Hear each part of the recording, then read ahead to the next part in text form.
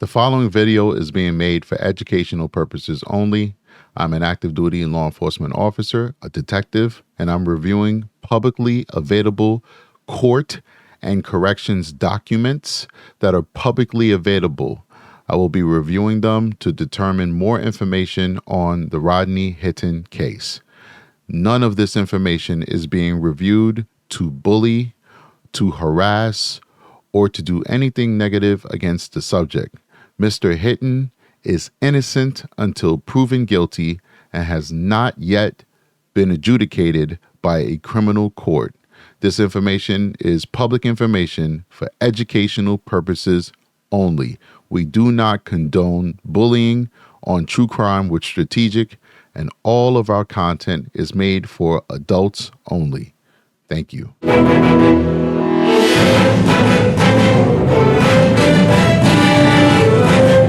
Welcome to True Crime with Strategic Eyes.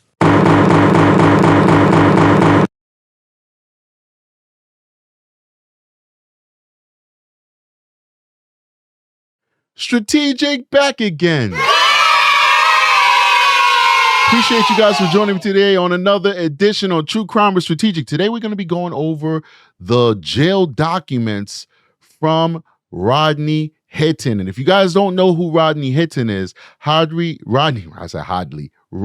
Hitton is the father who ran over the sheriff's deputy because his son was, or rather had his life taken by Cincinnati police officers over the fact that the son was riding inside of a stolen vehicle, then attempted to flee the stolen vehicle. On his way fleeing the stolen vehicle, he tripped, he fell. A stolen gun fell from his possession. The police told him, don't pick up the gun, drop the gun. He picks the gun back off of the floor, attempts to flee some more. A police officer happens to be right in front of him in the direction that he's running. The police officer claims that the son, Ryan Hitton, pointed the gun at him. It doesn't look that clear from the video that he pointed the gun at him. But what people are missing nonetheless is that you don't have to point a gun at a police officer for a police officer to open fire on you. If the police officer, due to totality of the circumstances, believes that his life is in danger, such as engaging in a felony, being in a stolen car, having an illegal firearm, running from the stolen car in the direction of the police officer with the gun in your hand, that police officer can choose to use deadly physical force against you.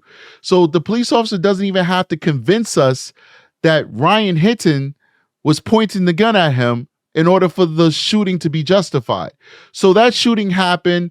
They brought Rodney Hitton, who's the father and the mother and other family members, to the police station to show them the body-worn camera footage that we all saw, heavily redacted by the news. After they saw that unredacted version, Rodney was very distraught. He was so distraught that he had to be escorted home by family members. He left his car on the police parking lot because he was so distraught the family didn't believe that they could trust him to actually drive home on his own. After they drove him home, he took it upon himself, and I'm not saying this in a negative way. The man wanted his car, so he had a right to go get his car, right? So he took it upon himself to leave his home, go back to the police parking lot, pick up his car, and then proceed to drive his car. Now, I don't know if Rodney was actually driving back home or not. I have no idea. I don't know what proximity his home was to where the assassination happened, because it's basically what it was. It was assassination.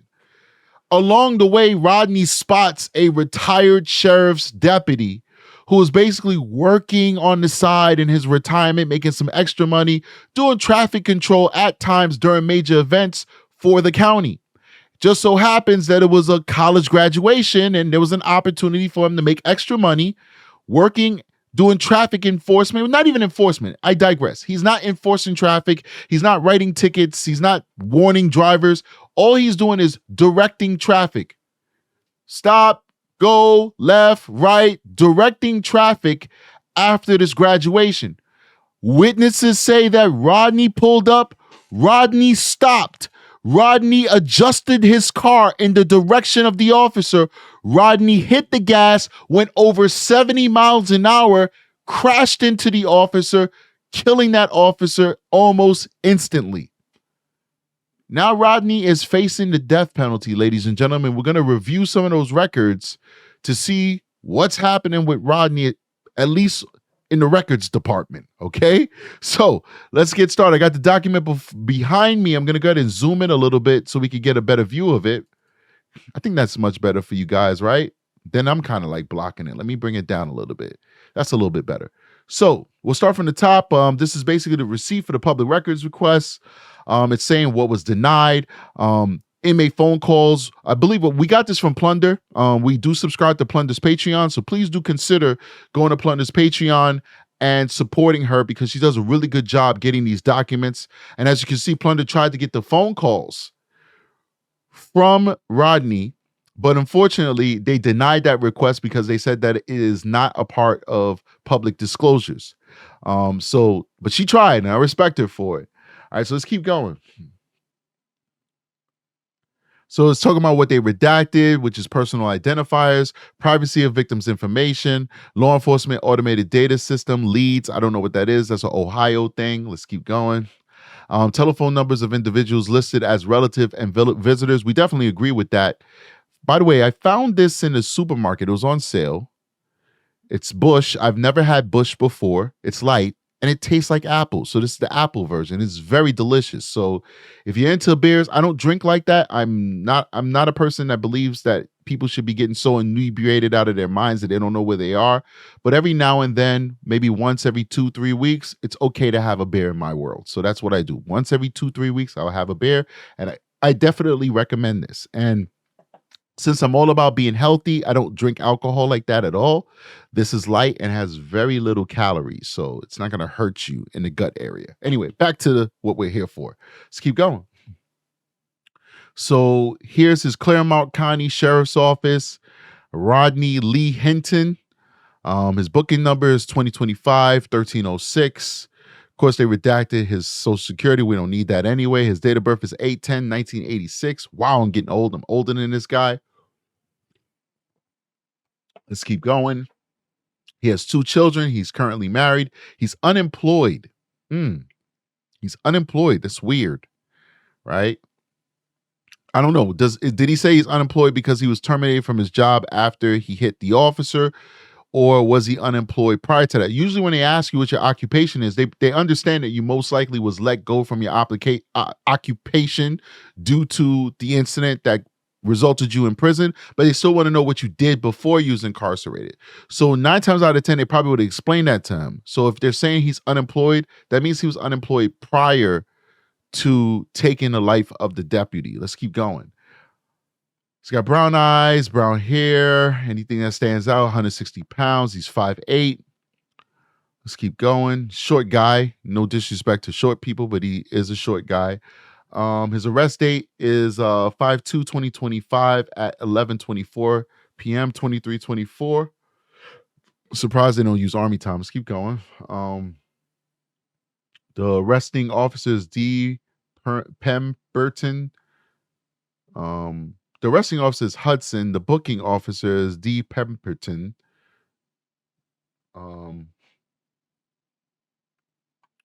The arresting agency is the CCSO, Cincinnati, I don't know, safety office, I don't know, sheriff's office, I don't know. Let's keep going. Okay.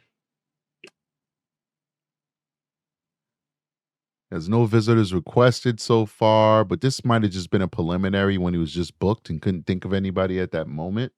I'm pretty sure people have visited him so far. When I look at this guy, though, I do think like he looks like he has some type of mental illness. What do you guys think? And listen, when Strategic says somebody has mental illness, it's not a cop-out. That doesn't mean that you don't pay for your crime.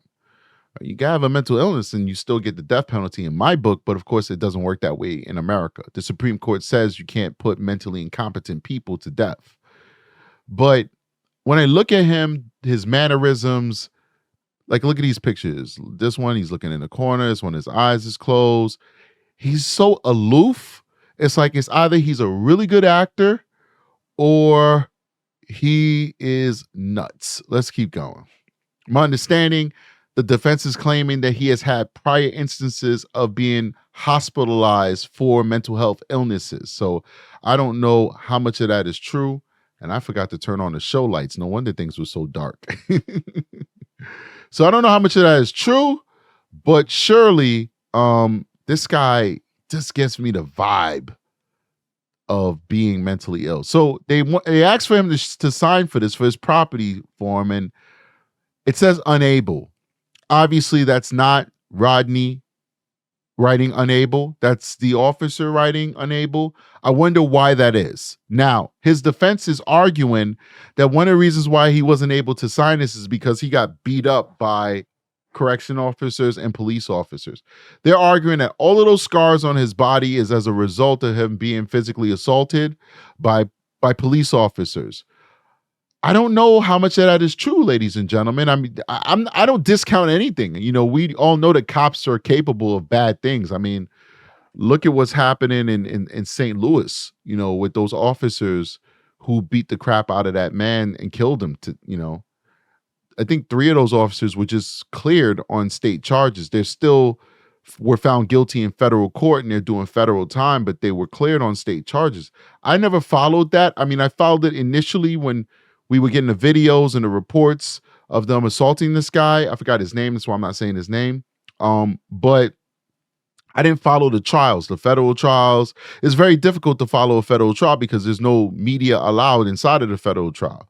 And so now here comes the state trial. I'm not invested in it anymore. And they actually got off on the state trial, which is very interesting. But anyway, I don't know if this is a situation like that. To me, it's like the guy was in an accident. Well, not an accident, an assassination, traveling 70 miles an hour going after this officer. I would assume that those abrasions that we saw on his forehead was from him crashing into another human being. But let's keep going. So this is Claremont County Sheriff's Office orientation form. It's pretty standard fare for inmates who are going into a correctional institution, whether it's a county jail or a state prison. I remember when I did inmate processing, when I was a correction officer, I would give them the New York variation of this.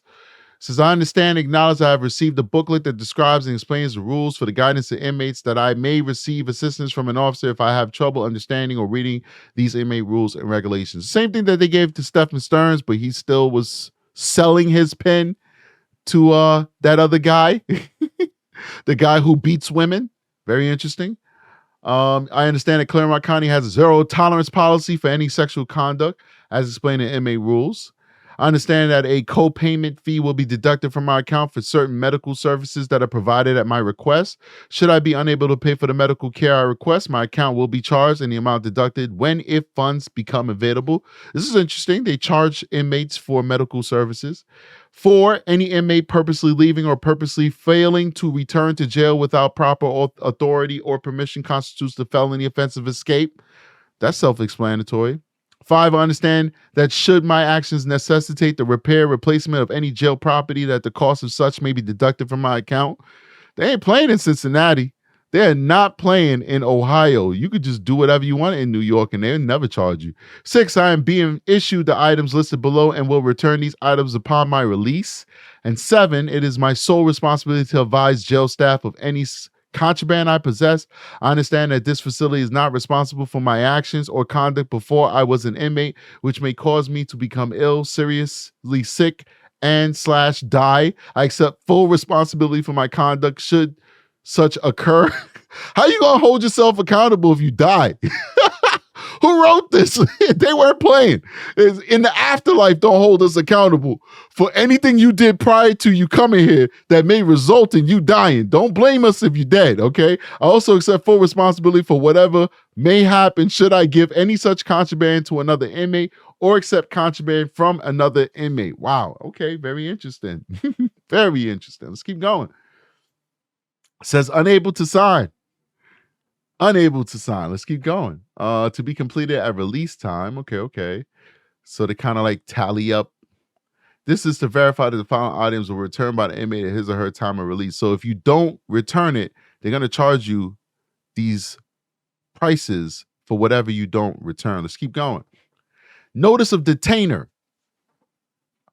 You are hereby notified that effective the 2nd of May, 2025, a detainer was placed against you by the Hamilton County Sheriff's Office for active warrants. So basically, if he was released, there are warrants that will prevent him from being released. So let's say he makes bail, he gets bail, and they're like, oh, you're going to be released tomorrow because you made bail. They're not going to release him because he has detainers. He has warrants, active warrants they'll rearrest him for.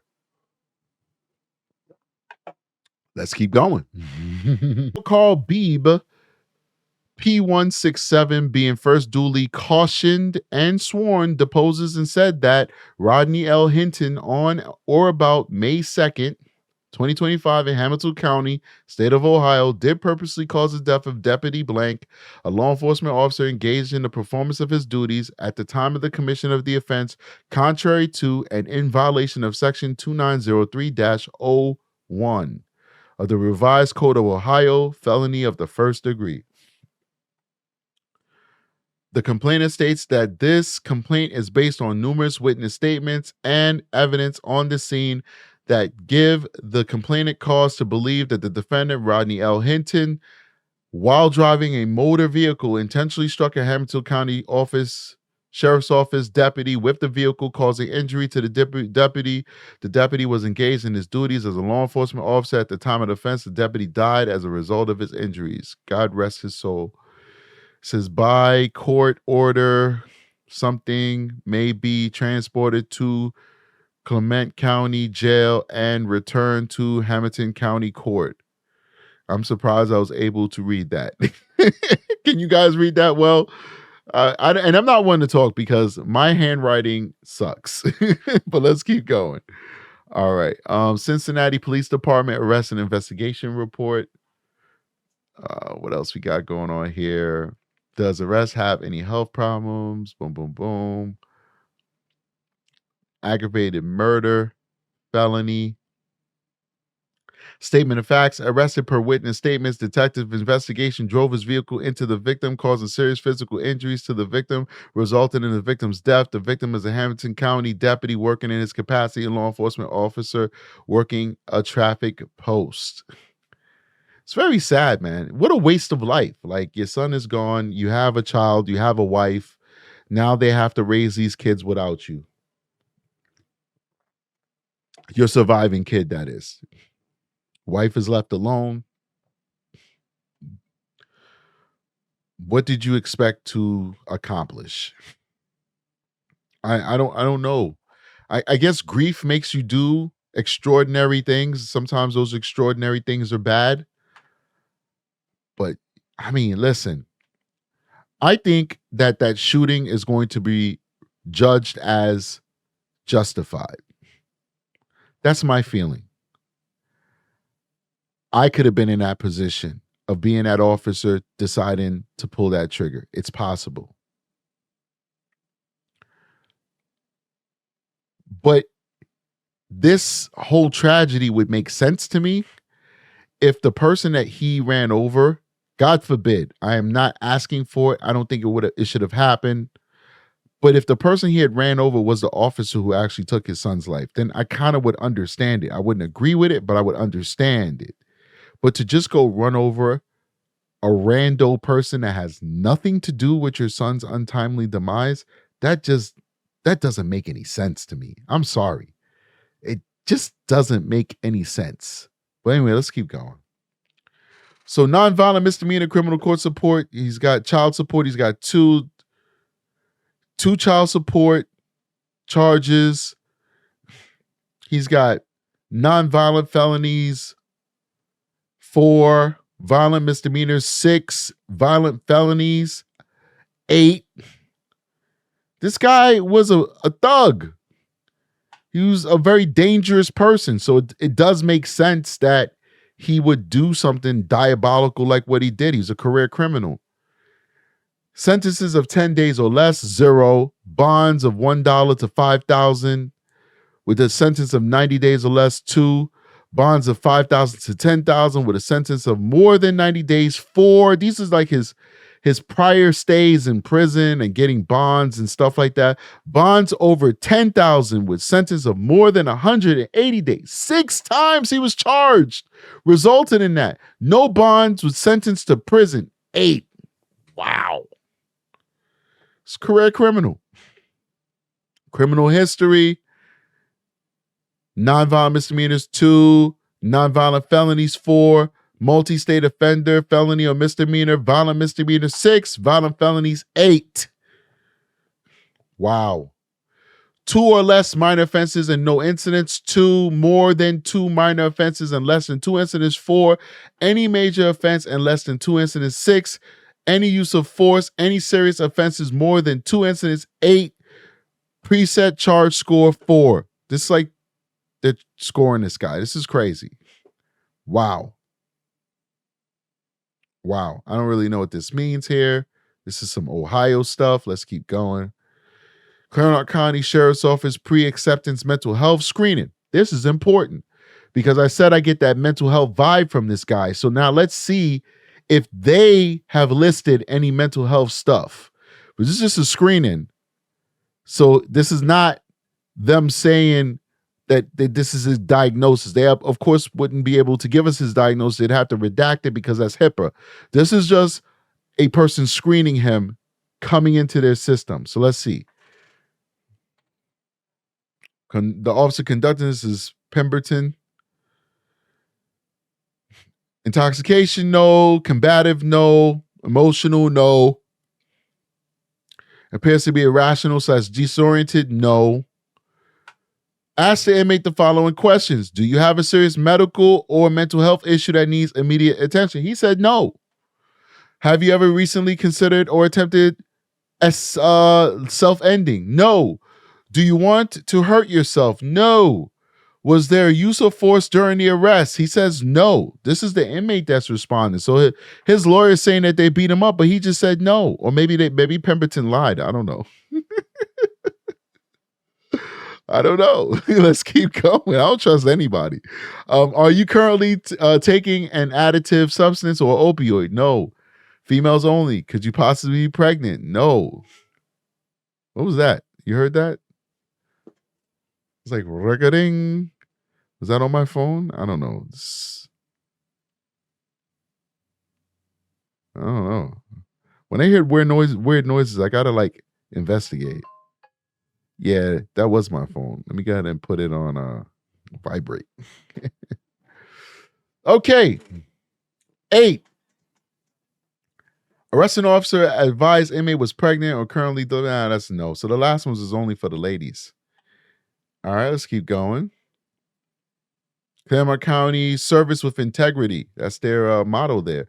So here we go. 25-0996, date of incident 5/2/2025, 23:14 hours. Inmate placed an ad-seg suicide precaution body-worn camera booking. Hitton, Rodney Lee. Let's do it.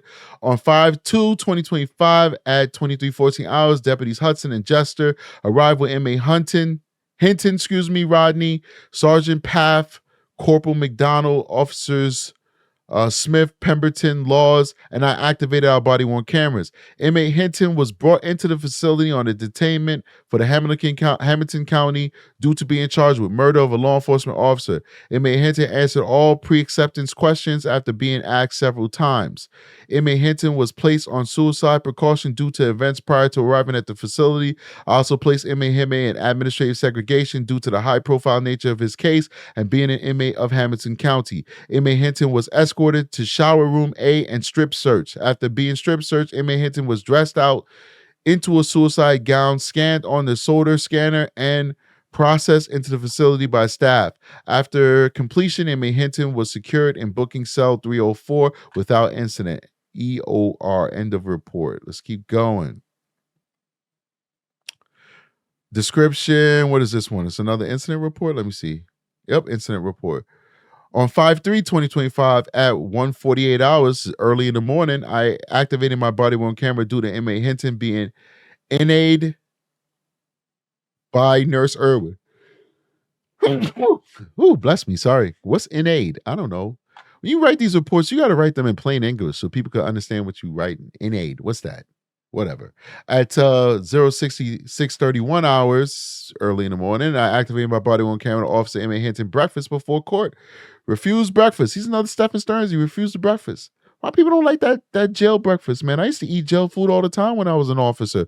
By rules and regulations, the mess hall officer has to sample all of the food to make sure that it's up to the standard of the department before it's served to the inmates.